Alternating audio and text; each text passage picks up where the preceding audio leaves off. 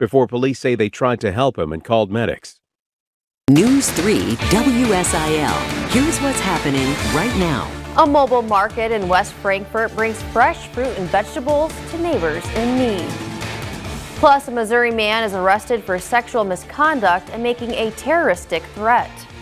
There's a lot of wonderful officers out there, but we can't afford to have not even 1-2% of us doing this for the wrong reason.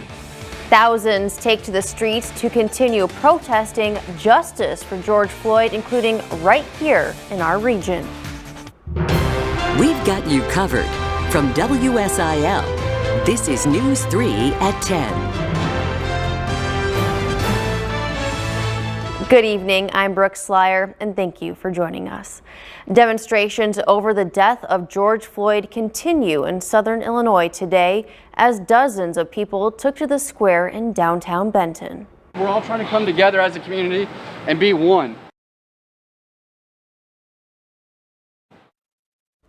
That's a look at the scene this afternoon as protesters called for equality and justice, many saying enough is enough, as they took a knee and held a moment of silence for Floyd.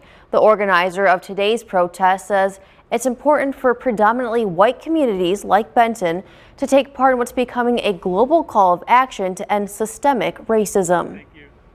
With the courthouse being torn down soon, I thought it was really important that the last demonstration that happens here is one where the community can come together and really, unite for equality and end the systematic racism that's happening to African Americans and many other minorities in America every single day.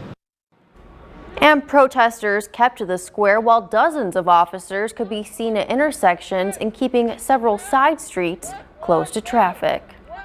And the Marion Police Department wants residents to know there are good cops all across the country. The department posted this to Facebook yesterday afternoon, recognizing George Floyd was killed by a police officer, but not to let his death define what residents think about law enforcement.